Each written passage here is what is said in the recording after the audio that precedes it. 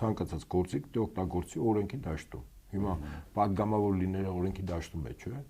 Դե ուրեմն պետք է այդ գործիքը օգտագործի։ Չեմ կարծում, որ Հայաստանում փողոց այսօր գեներացնելով ընտրություններից հետո կլինի իշխանափոխություն։ Այդ նման երկրներում սովորաբար իշխանափոխություն տեղի ունենում ավելի շուտ արտաքին քաղաքական ազդակների գոյությամբ պայմանավորվում։ Հիմա պատրաստվում է Պուտինին կհանգեցնել գործընթաց է գնում Ռուսաստանում այս պահին։ Մեզ մոտ փոփոխություններ լինելու են աշխարհակական կոնսենսուսի պայմաններում։ Ռուսաստանում 1917 թվականի փետրվարի նախաշեմն ենք մենք ապրում։ Սա ինքնին խոցելի է Փաշինյանի համար, այս բարգավաճի չանցնելը։ Կրեմլը ուզում է Հայաստանում իշխանափոխություն, թե այս բայ ստատուս քվոն խորհրդարանական իրեն ձեռնտու է։ Բացի ուկրաինական ճակատից ինքը այլտեղ ճակատի չունենա։ Ուրեմն ինքը ուզում էր իշխանափոխություն, դե Հայաստանում չեղավ։ Արձանագրենք։ Ուզում էր։ Իհարկե ուզում էր։ Սահմանադրական դատանը կայացրեց սպասված որոշումը, ընդդիմությունն էլ վերցնում է մանդատները։ Ընտրություններից գրեթե 1 ամիս անց Պուտինը դեռ չի շնորհավորել Փաշինյանին։ Բարև ձեզ, ես Արկադի Գրիգորյանն եմ, կիզակետում այսօր ինչ սպասել ներքաղաքական կյանքում եւ հայ-ռուսական հարաբերություններում, ինչ խաղ է ընթանում։ Ռազմական փորձագետ Հայկ Նահապետյան, բարի գալուստ կիզակետ։ Շնորհակալ եմ հրավերն ընդունելու համար, պարոն Նահապետյան, եւ այսպես եղավ սահմանադրական դատանի որոշումը, մանդատները ընդդիմությունը վերցրեց, 3 եւ այսօր հայտարարեցին։ Ինչ են անելու, որքանով է արդյունավետ այս ճանապարհը ձեր կարծիքով։ Իրենք ասում են, որ զուգորդելու են փողոցի հետ, օրինակ Ուժեղ Հայաստանն այդպես է ասում։ Արդյոք չենք տեսնի այն նույն 5 տարին, ինչ որ տեսանք 21-26 թվականներին։ Նախ մանդատ վերցնելու հարցադրումը կամ ձևակերպումը ինքնին ճիշտ չի։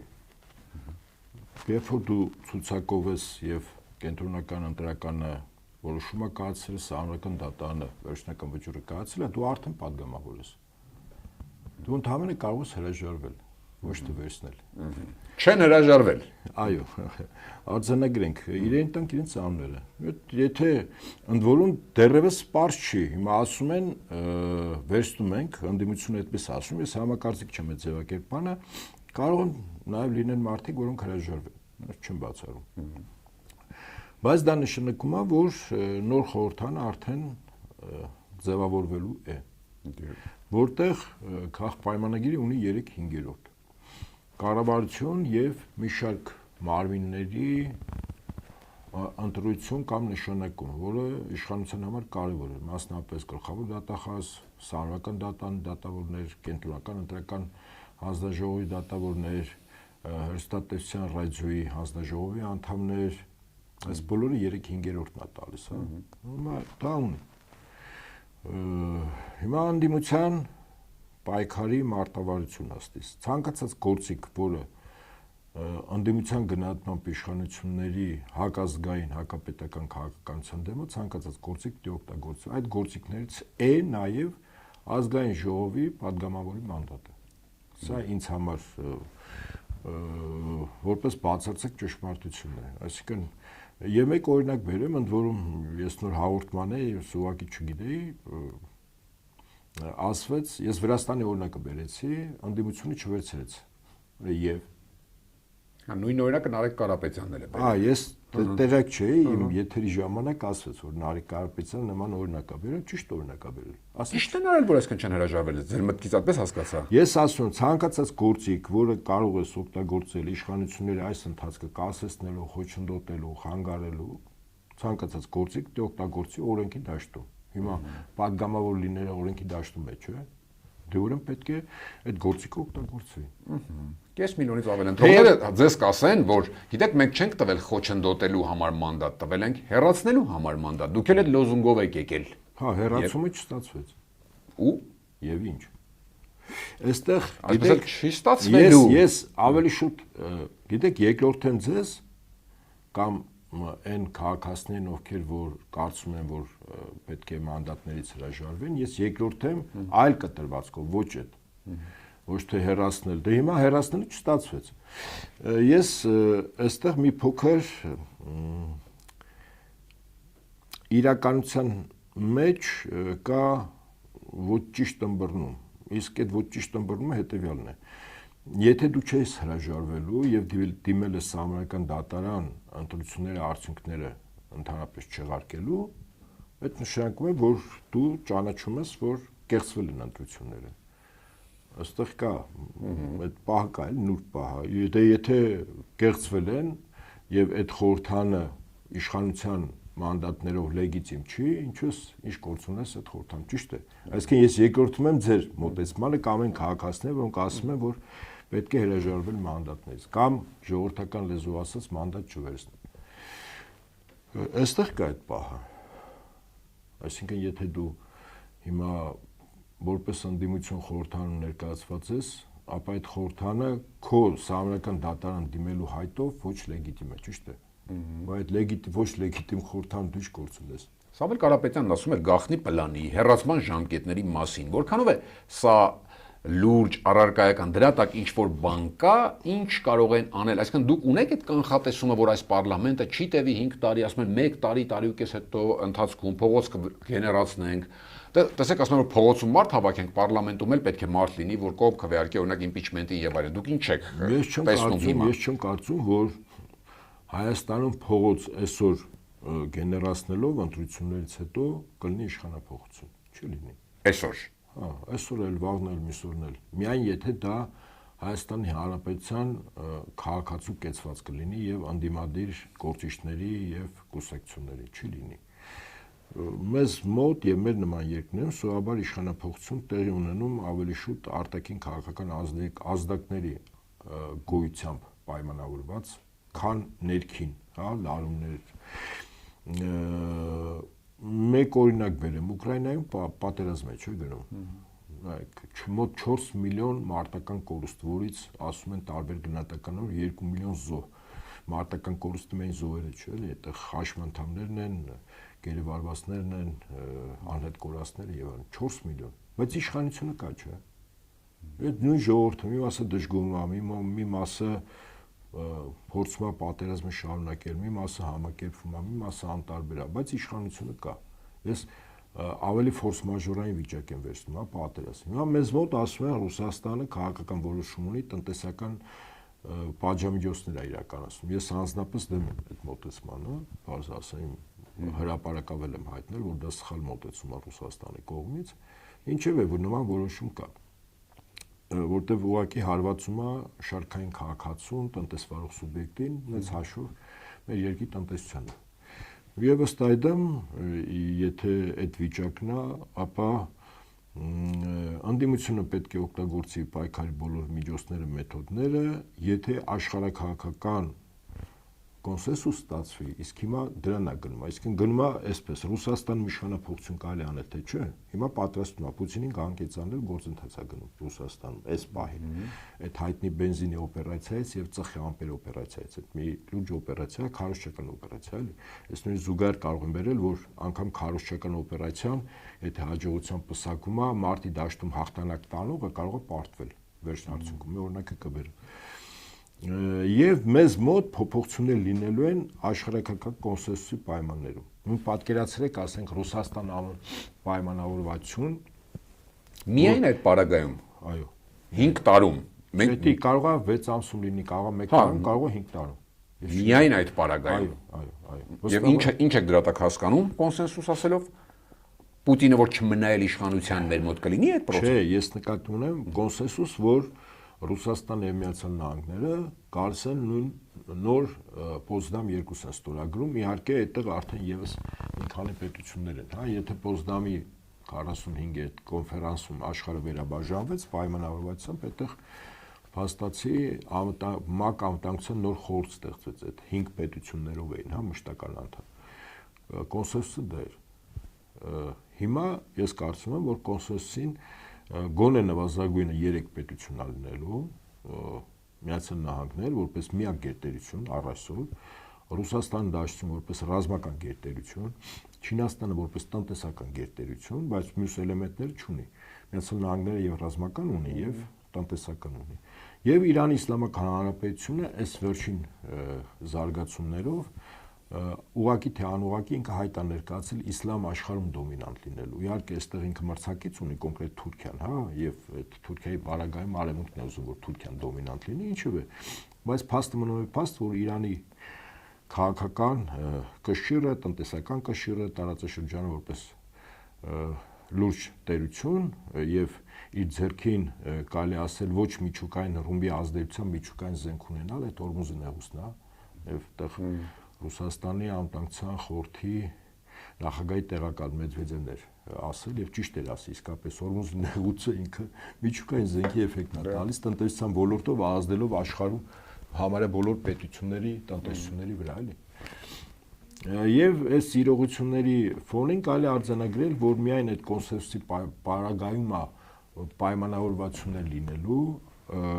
աշխարհի ազդեցության ոլորտների վերաբաժանման։ Հիմա դա երբ կլինի, չէ՞, մոտապես ավելի շուտ մարդկանց հետ է, բայց երբ է լինելու, երբ է փոխվելու։ Ես կարծում եմ դա լինելու է, երբ Ռուսաստանի ղեկավարությունը իր առաջ դրած Ուկրաինայի հետ կապված խնդիրը լուծի, իսկ ինչ խնդիր է դրել։ Ես կարող եմ որպես, ասենք, զինվորական մարդ, գնահատել ինչ խնդիր է դրել։ Դնեպրի աճ ու ձախ ափերը ամբողջովին Ռուսաստանի ազդեցությամբ պետք է լինեն։ Առնվազն 3 մարս դառնում է բուֆերային գոտի, Խարկով, Դնեպրոպետրովսկ եւ Սումա։ Հաջորդը 2 շրջան կա Ուկրաինայի, որը Ռուսաստանի համար կենսական է։ Չհաշված, որ այդ 4 սուբյեկտները Դոնեցկ, Լուգանսկ, Խերսոն, Զապորոժիա ամբողջովին պետք է Ռուսաստան լինի, այսինքն ուկրաինական բանակը պետք է այդտեղից դուրս գա, իհարկե պատերազմելով։ Եվ 2 շրջանը դա Օդեսայի եւ Նիկոլաևի մարզերն է, այսինքն Ուկրաինային պետք է կտրել Սև ծովից։ Բայց դուք ասում եք Պուտինի գաղանկեցություն է պատասխանում, դա Պուտինով կլինի, թե առանց Պուտինի։ Դա երբ որ Ռուսաստանը հաղթում է, իսկ հիմա Ռուսաստանը հաղթում է, բայց Ռուսաստանը հիմա հեղաշրջում է պատրաստում։ Ներպալատական։ Կասեմ, այո։ Եվ այդ 2 մարզերը, ես ասում եմ, իմ գնահատմամբ Ռուսաստանի ռազմաքաղաքական ղեկավարության մարտավարությունն է այս պայն, հա։ Դնեպրի աճ ցախ ափերը եւ Օդեսա, Նիկոլաև, Սև ծովն են կտրում, իսկ Օդեսան ավելի կարևոր այն առումով, որ Օդեսան տարածք է, որով Ռուսաստանը ցամաքային կապ է ունենալու Ղարաբաղի կարգավիճակ ունեցող Մոլդավիայում գտնող Մոլդավիայի Մերձդնեստրի Հանրապետության ռուս, ռուսախոս եւ Ռուսաստանի քաղաքացու 400,000 բնակիչների։ Սա Օդեսան շատ կարևոր է։ Հետաբար Ռուսաստանի զինուժը իմ կարծիքով, հա, այս մարտական խնդիրը պետք է կատարի։ Քանի դեռ չի կատարել եւ Ռուսաստան նախագահն ասեց ագրեսիայի դիմաց տարածքներ, հիշում եք Կուրսկի նկատմամբ ագրեսիան տարածքներ, այսինքն տարածք բուֆերային գոտիներ։ Իմ նշած այն 3-ը պլյուս այս 2-ը, այս 2-ում էլ եւս բուֆերայինի անվան տակ, այնպես չի որ այդ 5-ը Ռուսաստան ասում է իմն ալնելու։ Բայց պիտի լինի բուֆերային գոտի եւ Օդեսան շատ կարեւոր է, որ Օդեսայով Ռուսաստանը ցամաքային կապով կապի Մերձդնեստրի Հանրապետության հետ։ Հիմա ինչա պատրաստում Ռուսաստանը, հա, Ռուսաստանում 1917 թվականի փետրվարի նախաշեմն ենք մենք ապրում։ Հիմա զուգահեռ ենք, առաջին համաշխարհային պատերազմ, Ռուսաստանը Անտանտի անդամ երկիր։ Խնդիրը Գերմանիային հաղթելն է եւ իր դաշնակիցներին։ Գերմանիայի դաշնակիցները նաեւ Թուրքիան։ Անտանտը ուներ հաջողություններ Թուրքիայի հետ պատերազմում 1916 թիվ, անգամ Անտանտե անդամ 3 պետություններ, ցարական Ռուսաստանը, Ֆրանսիան եւ Բրիտանիան պայմանավորվել են, քանի որ այդ պատերազմում Ռուսաստանի դերակատարումը ավելի մեծ էր, քան մյուս 2 պետությունների, որ Բոսֆորը դարդանելը եւ Կոստանդնուպոլսը Ստամբուլը պետք է անցնեն ռուսներին։ Հիմա բայց Բրիտանիա չի, եթե թիկունքից չի հարվածում։ 17-ի փետրվարին Ռուսաստանում իշխանափոխությունը, դա Բրիտանիայի գործիքներ եւ ինչպես եղավ։ Մինչ այդ պատրաստել են 6-րդ շարասյուն, իսկ 6-րդ շարասյուն մեզ դասողներն ասեն, դա իշխանության բարձրաստիճան պաշտոնատար անձինք են եւ ղեկավար անձի կապ չունի թագավոր է, նախագահ է թե վարչապետ է, իր կողքը անձինք, որոնք կուզենային գահանկեց անել առաջին դեմքին։ Դա Նիկոլայի այդ ժամանակվա մերձավոր ազգականներ։ Նիկոլայի զարմիկները իր դեմ գործանատերեր լուրջ եւ գեներալներ։ Սա 6-րդ շարասյուններ։ 5-րդը չկար, փողոցը չկար։ Իսկ փողոցը ինչպես գեներացրեցին։ Սանկտ Պետերբուրգում մի շաբաթ սև հաց հատուկ խանութները չթողեցին որ գա։ Հացը կար, սոցիալական բունտ։ Ճիշտ է, ժողովուրդ իջա փողոց, դե հացը չկա։ Եվ ինչ էր պահանջում Նիկոլայ II-ի հրաժարականը։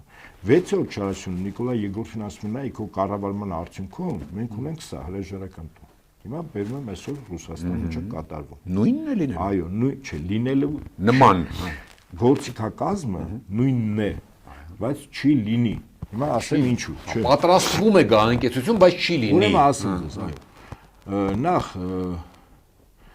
6-րդ ճարացում կա, թե չկա Ռուսաստանում կա։ Օլիգարխիկ համակարգ այնուամենայնիվ Ռուսաստանում կա։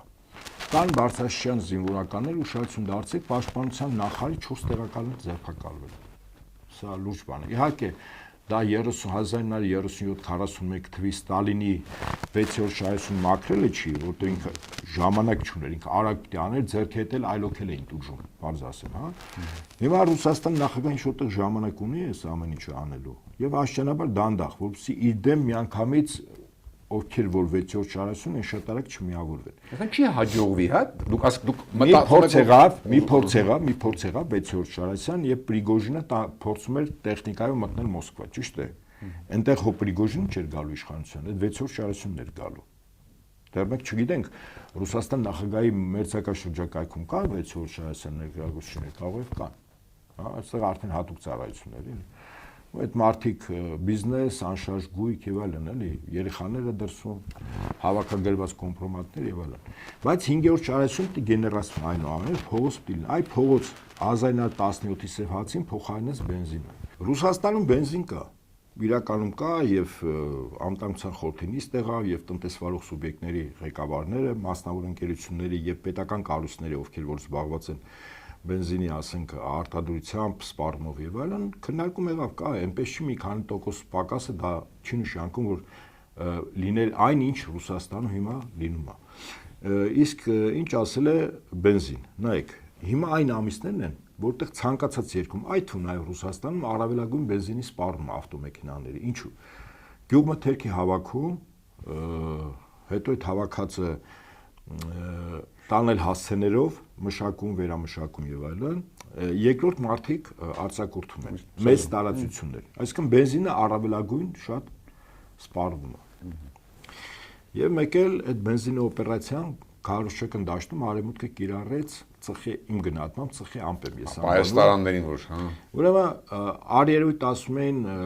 նավթա վերամշակման գործարաններն էին հարվածում։ Իրականում իմ կարծիքով եւ ավել այն հավանականությամբ պետպես գործարաններին չէին հարվածում։ Հարվածում էին ռեզերվուարներին, տարաներին, որտեղ վառելիքն է մշակված կամ չմշակված նավթն ասենք։ Ինչու՞։ Երբ որ շենքին հարվածում ես, այդ մի պահ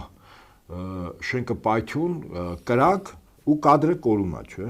Եվ պատկերացրեք հարվածում են ռեզերվուարին։ Շաբաթներով ամպը երկնքում կախված է։ Մի քանի տասնյակ 100 կիլոմետրից այդ ամպը երևում է։ Ռուսաստանի քաղաքացին քնում ու արտանում է, այդքան դյուրին չի հրդեհը, հա, շիճել հանգցնել։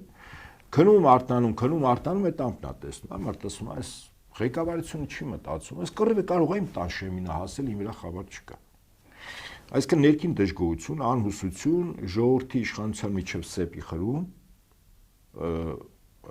անպաշտպանվածության զգացումով, որը սեպտեմբերի ընտրությունների նախաշեմին սա մի վիճակ է տալիս Ռուսաստանի քաղաքացիներին, որ մի մասը չգնան ընտրատեղամաս, մի մասն էլ ովքեր որ գնան իշխող ուժին ցայն չտան, Միացյալ Ռուսաստանի։ Այսինքն 1917-ի հացին փոխարինեց բենզինը եւ մարդկանց ընկալումներով, որպեսզի մարդը խիստ բացասական տրամադրվի իշխանությունների հանդեպ, այդ ծխի ամպի օպերացիան ուշադրություն դարձրեք, համատարած որտեղ հարվածում էր ուկրաինական անօթաչուները, այդ անօթաչուները հարվածում են ռեզերվուարներ, որոնք որ պայթում են, որտեղ գործարաններ էին հարվածել, անօթաչուով վրաս չես կարող տալ, այդտեղ հրթիռներ, ծանր հրթիռներ պիտի, հա, բալիստիկ հրթիռներ աշխատեն, որտեղ գործարանը շատ շենքեր են, ամուր կառույցներ են եւ այլն, այդ անօթաչուի ի վրա պայթուցիքի մի քանի կիլոգրամ կամ 10-20 կիլոգրամը եղանակ չի ստեղծում։ Բարձում ասում, այսինքն կես տոնանոց հրթիռ պիտի հարվածի 500 կիլոգրամ, որ շենքի ինչ որ մասը փլուզի բաներով, գործիքներով եւ այլն։ Եվ ըստ այդմ հիմա Ռուսաստանի ղեկավարությունը նույն գործիքը օգտագործում է Ուկրաինայի դեմ։ Ուշադրություն դարձրեք, մի քանի օր առաջ Կիևի հարվածի ժամանակ Կիևի երկնքում երկար ժամանակ մի քանի օր այդ ամպերը, այսինքն ռուսները նաև հարվածում են ոչ միայն ռեզերվուարներին, այլև երեք մի տեսանյութ նայեցի, որտեղ Ուկրաինայի քաղաքացին ավտոմեքենայով Խարկովում շարժվում է, ամբողջ ճանապարհին, որտեղ ինքը մի քանի տասնյակ կիլոմետր գնում է,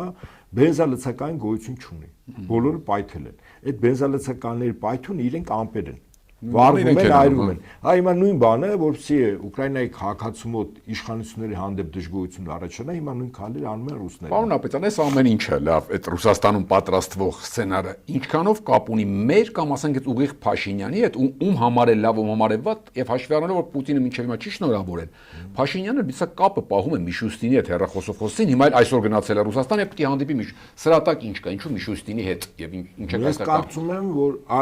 գիտեք, ասենք Փաշինյանը հիմա այս ընտրություններից հետո մի լուրջ խոցելի տեղ ունի, ընդ որում այդ խոցելի վիճակը ոչ միայն Ռուսաստանը կարող է օգտագործել, այլև իր գործընկերները, նույն Եվրամիությունը, նույն Թուրքիան, Ադրբեջանը, առավելագույն իրենց պահանջներից սպասելիքները արագ կատարելու համար։ Դա գիտեք որն է։ Բարգավաճի խորհրդան չանցնելը։ Դա ակնհայտերում է, չէ՞ որ կապիկություն եղավ։ Ասին 60 ձայն չի բավականացնում։ Օրենքով սահմանված կարգով Բարգավաճի ներկայացուցիչները բողոքարկեցին մի քանի ընտրատեղամաս վերահաշվարկել։ Օրենքը թույլ տալիս է։ Վերահաշվարկով պլյուս 143 էր։ Հետո տեսան, որ անցնում է, ասին չէ, երկու ընտրատեղամասի արդյունքները չեղարկում ենք, ու որ նայում ես Բարգավաճի ձայներն ու չի անցնում, հա, բարձ եմ ասում։ Եվ ըստ այդմ, սա ինքնին խոցելի է Փաշինյանի համար, այս Բարգավաճի չանցնելը։ Ինչու չանցա, որտեվ իրեն պետք է 3/5, եթե Բարգավաճը մտնում էր, ինքը 3/5 չէր հավաքում, իսկ 3/5 բավական լուրջ ուրեմն ինստիտուտների իշխանության կողմից չձևավորվելու ուրեմն իրավունքից զրկվելա։ Եվ ըստ այդմ հիմա ինչպես է ազդելու մեր վրա։ Մեր վրա ազդում է շատ պարզ։ Ռուսաստանը քաղաքական որոշումով մեր նկատմամբ իրականացնում է տնտեսական պատժամիջոցներ։ Սա այսպես։ Այ ինչու վերջնանպատակը։ Ես ինչու եմ դեմ դրան, համակարծիք չեմ։ Այո։ Որտեվ ես զուգահեռում եմ, որ դա էֆեկտիվ գործիք չի, որտեվ նույն Ուկրաինայում 4 միլիոն մարտական կորուստի արդյունքում կա իշխանություն եւ կա ժողովուրդ։ Սրանով իշխանություն չես փոխի Հայաստանում։ Մոտապես այդպես։ Ես ավելի ծանր բան եմ բերում, հա, չեմ ասում, որ ցուրտ ձմեռ կիսա քաղց վիճակ, թեև այդպես չի, ցուրտ ձմեռ կարող է լինի, եթե գազի խնդիրը ինչ որ ձևով Ռուսաստանը բարձրացնի գները ձեռք չտա, միջև Ադրբեջանից մեզ գազ տան, Ուրսուլա ֆոն դեր Լայնն դա իր ակնարկում, որ Բաքվից եկել էր այստեղ։ Բայց դա այն գործիքը չի,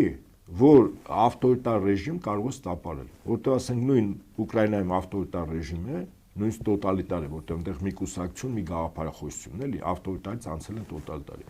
Եվ այդ նույն ժողովուրդը, նույն բանակը, նույն իշխանություններն են, չէ՞։ Իշխանափոխություն չեղավ, չէ՞։ Եվ հիմա նույնն էլ մեր մոտ, ասենք, մի քիչ ցուրտ կլինի։ Ավտորիտար ռեժիմներով, նման միջոցներով, գործիքակազմով մի քիչ վատ ապրել, մի քիչ ցուրտ ապրել եւ այլն, իշխանափոխություն չի լինում։ Պարոն Ապետյան, կարող ուրեմն ենթադրել, որ Ռուսաստանը դա լավ էլ գիտի եւ այս պահին ուղղակի Փաշինյանը դեռ իրեն ձեռնտու չեն ուզում փոխել, սա ուղղակի այն որ աչք են վախացնում եւ այն միջոցը հետո կօգտա, եթե կա ուրիշ միջոց, հետո կօգտագործեն այս պահի դրությամբ կարող են նման բան ենթադրել։ Եթե գիտեն դա ու անում են։ Տարբերակ է ձեր գնահատականը, բայց այդ դեպքում ասենք ինչու են Հայաստանի քաղաքացուն արտադրողին կպնում։ Վերջին հաշվով, երբ գյուղացին սննկանալու է, տնտեսվարողները սննկանալու են, այդ մի օրում չեն կարող չէ վերականգնել, այնպես չի որ արտադրությունը կանգնեց, բանա անջատիչ միացնում են, հաջորդ օրը կարող են աշխատել։ Բայց ներսում դժգոհություն է չէ առաջանում։ Այսինքն Հայաստանում հիմա ակնհայտ է մարդիկ մտածում են լավ, ասենք Փաշինյանը վատն է։ Բա ինչու եք անում բան, որ մենք դուժենք, չէ՞։ Մեծ հաշվով հիմա ինչ Փաշինյանի եւ իր քաղաքական խմբակի կամ իր չինովնիկների նյութական սոցիալականը չի դուժում։ Մարդիկ տարին 12 ամիս աշխատում են, այդ հողի վրա վարկեր են վերցրել, հիմա իրենք են չէ սննկանում։ Այսինքն դա խիստ առարկայական է։ Եվ կապ չունի ինչ որ չինովնիկ ինչ է ասում, ոնց է հիմնավորում ու թե լավ կլինի, հա, մի կիլո ծիրան տանում են, ասենք, հարաբերական, էլի, կամ մի քանի ծաղիկ Եվրոպա ասում են, տես հարցը լուծեցին, քո այդպես չի, Հայաստանը գյուղմթերք արտադրող երկիր է, 98%-ը սպառվում է մեր Ռուսաստանում, մեր շուկան Ռուսաստանն է։ Պետությունների պատերազմները բոլոր ժամանակներում անհիշելից մինչև ներկա առաջին հերթին գնացել են պայքարը, այդ թվում նաև գետնի վրա տակ պատերազմով շուկաների նվաճման համար։ Հիմա մեզ համար շատ կարևոր շուկա է փակվում։ Հասկանալի է, որ այդ տնտեսական Ռուսաստանից տնտեսապես դուրս դնելը դա Եվրամիության խնդիրն է։ Այսինքն Ռուսաստանի շուրջ Եվրամիությունը ստեղծում է ուրեմն ակտիվ օջախներ, որոնց մի մասը կարող է պատերազմականով լինի, մի մասը ուժերի կենտրոնացումով։ Ես մի օրինակ բերեմ, որտեղ իսկապես նույն խաղի կանոններով է գնում։ 1941-45 թիվ Թուրքիան զորքերը կենտրոնացել տասնյակ դիվիզիաներ խորհրդային Հայաստանի, խորհրդային Վրաստանի սահմաններին։ Ստալինգրադի ճակատամարտի ավարտից հետո, եթե խորհրդային կարմիր բանակը պարտվում էր, Թուրքիան մտնելու էր։ Հիմա կռիվ չեղավ։ Ստալինգրադի ճակատամարտում Վերմախտը պարտվեց, բայց մինչև 45 թիվ պատերազմի ավարտը խորհրդային միությունը թուրքական բանակների դեմ այստեղ զորքեր չէ կենտրոնացել։ Այսինքն, հիմա եթե ռուս-ուկրաինական շփման գիծը ռազմական գործողությունը մոտ 2000 կիլոմետր, հա, առավելագույն, ապա այդ աշխարհագրությունը հիմա ՆԱՏՕ-ն եւ Եվրամիությունը հիմնական ՆԱՏՕ-ի ստրատեգները, զինվորականները հիմա փորձում են մեծացնել։ Այսինքն, ստիպում է Ռուսաստանը նախ ներքին զորակոչ անել, որը մարդկանց մոտ դժգոհության ֆոն կա, որում հիմա զորակոչով չէ Ռուսաստանը կռվում, կամավոր պայմանագրայիններ, ճիշտ է, կարևոր բան է առաջարկում։ Այսինքն երկիրը խաղաղա ինչ որտեղ հատուկ ռազմական գործողություն է, տեղի ունենում, ոչ թե պատերազմ։ Բայց եթե աշխարհագրությունը մեծացնում են, ես հիմա ասեմ օջախները, որտեղ Ռուսաստանին խնդիրներ կարող են առաջացնել, եւ Հայաստանը հենց մտնում է դրա տրամաբանության մեջ։ Ինչու՞ են Հայաստանին սկզբից տնտեսապես են փորձում փոկել Ռուսաստանից կախվածությունը, հետո 102 բազա սահմանապահներ դուրս տրվի եւ հարավային Կովկասը կարելի է գնահատել, որ Ռուսաստանի համար խնդրահարույց տարածք է դառնում։ Հիմա այս տարածքները ասեմ։ Մոլդավիայի մեր Ձնիստրի հանրապետություն, որտեղ մոլդավական բանակը ռումինական հետ մի կողմից, ուկրաինականը մյուս կողմից ուղղակի կարող է հարվածել, դա Ռուսաստանի համար խնդիր ենք ստիպված զորք տիբերի կարող նույնիսկ ռազմական գործողությունների մեջ չմտնի, երկրորդ ճակատ ճիշտ է։ Հաջորդը մի քանի միլիոն Ռուսաստանի քաղաքացի Կալինինգրադի մարզում ապրում։ Այդտեղ բլոկադան իրականացնում են Մերձբալթյան 3 հանրապետությունները այդ թվում։ Եթե այդտեղ եվրոպական մասից նախին Քյոնիգսբերգ հարձակվեցին, Ռուսաստանի համար խնդիր է, չէ, իր համար ճակատ է։ Հաջորդ ճակատը հարավային Կովկասն է։ 3 հանրապետությունները, հաջորդ ճակատը ամենախնդրահարույցը Միջինասիական հանրապետությունը, որտեղ 7600 կիլոմետր սահման Ղազախստան-Ռուսաստան, ընդ որում անպաշտպան, այնտեղ զորք չկա։ Ես ուզում եմ զուգահեռել նորից Ռուսաստան-Ուկրաինա ճակատը 2000 կիլոմետր, երբ որ ամեն քառակուսի մետրի վրա մարդկա կռվում են, իսկ ընդ 7600 սահմանապահ ուղեկալներ են կիլոմետրերով։ Դե պատկերացրեք, եթե հարավային Կովկասը սկզբից Հայաստան, Ադրբեջանով փոխվեց մեր տարածքով, Թուրքիայով, իսկ միջ Թուրքիան, Սիրիա, Լիբիա, ահաբեկիչներ մեր տարածքով Ադրբեջանով տեղափոխվում է Ղազախստան, Կասպից ծովով։ Դուք պատկերացնում եք Ղազախստան-Ռուսաստան ինչ խնդրեմ կարող առաջանալ։ Ռուսաստանը ինչքան զորք է այդտեղ տանի պահի, որ այդտեղից չեմ ասում որ պատերազմ կլինի, բայց ինքը ստիպված է, չէ, եթե աբեկիչներ եկան Ղազախստանը ստիպված է, չէ, զորքեր բերել կենտրոնացնել։ Այդ նշանք որ ինքը զորակոչ պլանի, եթե զորակոչ արեց երկրում այս տնտեսական պատժամիջոցների ֆոնի վրա բավական լուրջ դժգոհություն առաջանալու, ինչու՞։ Որտեւ այսօր Ռուսաստանի բանակի կորիզը կազմում են պայմանագրայինները, որոնք մոտիվացված են նաև նյութականով, չեմ ասում առաջին հերթին, բայց նաև նյութականով։ Իսկ զորակոչված ժամկետային զինծառայողները հո նյութականով չեն գնալու։ Համաձայնեք, այսինքն դա դժգոհության լուրջ առիթ չէ կարող է հասցնել։ Պարոն Ապետյան, վերջին հարցը ձեզ տամ, որը շատ է հետաքրքիր։ Այսինքն այս ամեն ինչը վերլուծելով այս պահին մարդկանց մեջ այդ կարծիքը հանդեպ կա, հենց այս պահին հիմա այս փուլում կարճաժամկետ Կրեմլը ուզում է Հայաստանում իշխանապողություն, թե այս բայ ստատուս քվոն խորհրդարանական իրեն ձեռնտու է, որովհետև Փաշինյանին տեսեք դեռ գնում է Ռուսաստան, ԵԱՏՄ-ին մնում է, պլյուս խորհրդարանում էլ մեղմ ասած իրեն լոյալ ուժեր են։ Ուրեմն Ռուսաստանին պետք է մի բան, ստրատեգիական, եւ ես ասում եմ, դա ճշմարտություն։ Բացի ուկրաինական ճակատից ինքը այլտեղ ճակատի չունենա։ Օրինակ Արևմուտքը Ուկրաինայով փորձում է երկրորդ ճակատ բացել Բելարուսում։ Այդ Բելարուսի նախագահի հետ կապված հայտարարությունները Ուկրաինայի նախագահին չի համար են։ Լարումների դաշտ, հետո պրովոկացիաներ, հետո Ուկրաինայում ճակատ է բացում։ Ճակատ բացվեց, այդտեղ նաև Լեհաստանն է մտնելու։ Լեհաստանը մտավ ՆԱՏՕ-ն է մտնում 5-րդ հոդվածն է աշխատելու կոլեկտիվ պաշտպանության։ Ռուսաստանը պետք է մի բան, որ իր Ուկրաինայի կռիվը ինքը կանգնացնի այն պահին, երբ որ ինքը գտնում է, որ արդեն քաղաքական հարցերը լուծել է, ռազմական առումով գործողությունները դադարեցնում է, մինչ այդ որից այդտեղ ճակատի չբացի, այդ թվում նաև հարավային Կովկասում։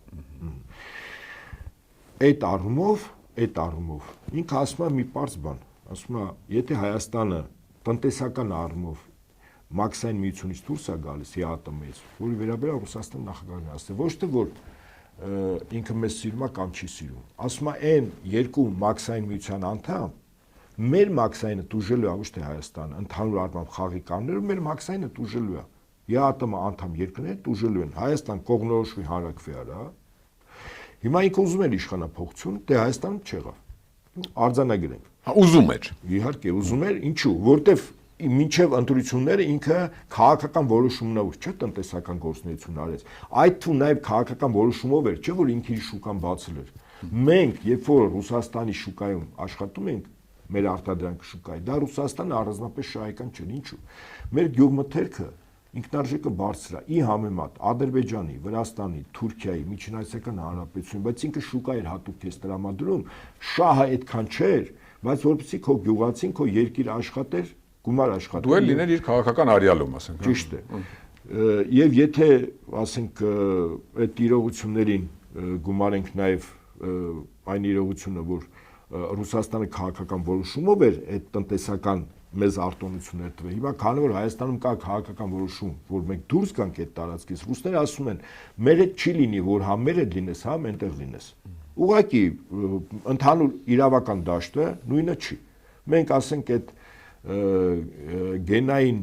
սնունդները, որը Եվրոպայում օգտագործում, օրինակ Ռուսաստանում է տարում խիստ է։ Եթե դա կա, իրենք փակում են, հա։ Դրանք տարբեր բան են։ Դա համար ասում է Հայաստան կողմնորոշվի։ Այո, ես կարծում եմ ուզում եմ որ Հայաստանում իշխանափոխություն լինի։ Բայց ուզելը մի բան է, գործուն մասնակցություն ունենալը այլ բան է։ Ինքը ասես թող հայ ժողովուրդը որոշի։ Չորոշեց հայ ժողովուրդը իրենք ինչ-որ քայլեր ձեռնարկել չեն միջամտի, չէ՞։ Իհարկե չէ, վստահաբար։ Հիմա ինչ վերաբերում է Փաշինյան Միշուսին։ Ես կարծում եմ, այդ շնորհավոր չնշնորհավորելը, այո, բարոյական տեսանկյունից ինչ-որ բան արժի, բայց հարաբերությունները պահպանվելու, որտեղ այնուամենայնիվ Հայաստանը Ռուսաստանի հետ վերպետական մի շարք կառույցների անդամ է եւ Հայաստան-Ռուսաստան միջպետական եւ տնտեսական եւ ռազմաքաղաքական պայմանագրեր կան։ Դե պայմանագրերը գործում են ավել կամ պակաս չափով։ Ուղղակի ես կարծում եմ, որ Փաշինյանի կարգավիճակը հարաբերությունների առումով լինելու է վարչապետ։ Ոչ թե վարչապետ նախագահ,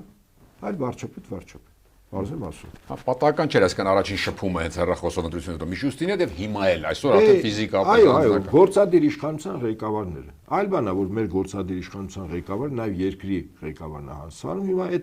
այդ հարաբերությունը չի լինի։ Դա վերաբերմունք է Ռուսաստանի կողմից։ Ակնհայտ է, իհարկե։ Ստատուսի նվազեցում է։ Բա հիմա եթե օրինակ Ռուսաստանը պատերազմում է ՆԱՏՕ-ի դեմ, փաստ է, չէ, ուղղակի թե անուղղակի։ Եվրամիության անդամ երկրներից շատերը ՆԱՏՕ-ի անդամ երկրներ։ Կորիզը դա է, չէ։ ԱՄՆ-ին դնում ենք մի կողմ, ԱՄՆ-ը ինչպես ասում են, էսպայն մայախատը սկրայ։ Բա դու Հայաստանը ռազմավարական դաշնակից պետություն է, չէ, Ռուսաստանի հետ։ Ճիշտ է։ Բա դու Ռուսաստանի թշնամի պետությունների ղեկավարներին բերում ես քո մոտ, ինչ որ միջոցառում ես անցկացնում։ Սուտ բարոյական տեսանկյունից եմ ասում։ Գործնականում այդ հավաքը առ-ոչինչ էր մայիսի 4-ին 5-ին, բայց բարոյական տեսանկյունին հարված էր, չէ, ապտակ էր Ռուսաստանին։ Պատկերացեք, ես հիմա զուգահեռեմ, որ օրինակ 1941 թվականից մինչև 44-45 թվականը խորհրդային Հայաստանի ղեկավարությունը, Թուրքիայի ղեկավարությանը հրավիրեր, ասենք միասին ինչ որ հարցեր քննարկելու, բարի, խիստ, դրական, խորհրդային միությունը, Կրեմլը, Մոսկվան ասել որ չհասկացա, ես Թուրքիայի հետ պոտենցիալ պատերազմի մեջ եմ, ինքը զորքեր է, իսկ խորհրդային Հայաստանն ինչ է անում։ Հրավիրում է իմ թշնամու հետ այդպես սուրճ է խմում, ինչ որ հարցեր է քննարկում։ Չէ, նորմալ չի, չէ, այսինքն զուտ կապ չունի այստեղ Ռուսաստան-Հայաստան հարաբերությունները, ցանկացած այլ պետության հետ կապված։ Եվ հետեւաբար Ռուսաստան իհարկե վերաբերմունքը բացասական էր, բայց այդ չի նշանակում, որ ինքը իր պարտավորություններից հետ է կանգնել։ Ուղղակի մի պայման կա։ Այդ պայմանը ասում է իմ ԵԱՏՄ շուկան, որովհետեւ նորմալ աշխատի, օրինակ երբ որ Հայաստանը հապկի շրջանակներում սառեցրել է, սառեցում իրավական տերմին չկա կանոնադրության մեջ, բայց Հայաստանը երբ որ պլանավորում էր հապկի աշխատանքները, Հայաստանը որպես մեկ միավոր էր, չէ՞, տեղ դիտում, այսինքն շատ համարյա բոլոր process-ները այս կամ այն ձևով Հայաստանը մասնակցություն ունի։ Հիմա Հայաստանը մասնակցություն չունի, այդ ընդհանուր գործընթացի վրա բացաբար անդրադառնում է, մեր չմասնակցություն իհարկե անդրադառնում է։ Հիմա նույնը ԵԱՏՄ շուկայի հետ կապված չէ, 1000 թելեր կան, մենք մասնագետը չենք, թե ինչքան թելերով է կապված ամեն ինչ իրար հետ։ Հիմա եթե Հայաստանը խոչընդոտ է հանցանում, ԵԱՏՄ-ի այդ շուկան սկսում է վատ աշխատել, չէ՞, այսինքն բացաբար է անդրադառնում։ Եվ այստեղից դա համար Ռուսաստանը ասում է հարգելի Հայաստանի ժողովուրդ, Հայաստանի իշխանություններ, կողմնորոշվեք, դուք եթե Եվրամիություն եք գնում, ձեզ ոչ մեկ Եվրամիությունում չի սպասում, եւ դա լավագույն ապացույց գիտեք որն է։ 2014-ից եւ միգուցե դրանից առաջ Ուկրաինան ցանկանում էր Եվրամիության անդամ դառնալ եւ ՆԱՏՕ-ի անդամ։ Հիմա հարց այսքան զողություններից հետո Ուկրաինային ընդունեցին Եվրամիություն եւ ՆԱՏՕ։ Իսկ ձեզ ինչի՞ պիտի ընդունեն։ Հələ այդ ժողովուրդը այդ երկիրը զողությունների է գնաց է հանուն նրա, որ դառնա ԵՄ եւ ՆԱՏՕ-ի անդամ, չէ՞։ Այս պահին ինքը որպես գործիք դե օգտագործի առանց պարտավորությունների դաշտը, որտեղ ՆԱՏՕ-ի անդամ 5-րդ հոդված կարող աշխատի, չէ՞, կոլեկտիվ պաշտպանություն։ Իսկ Եվրամիության շուկա այդ նշանակում է, որ պարտավորությունները լրացուցիչ իրենց շուկան էլ տրամադրի Ուկրաինայի, չէ՞, դե բարև ձեզ։ Եվ եթե այնտեղ է բարև ձեզ, մեր մոտ անգամ 10 անգամ է բարև ձեզ։ Իսկն ոչ մի Եվրամիության, հետո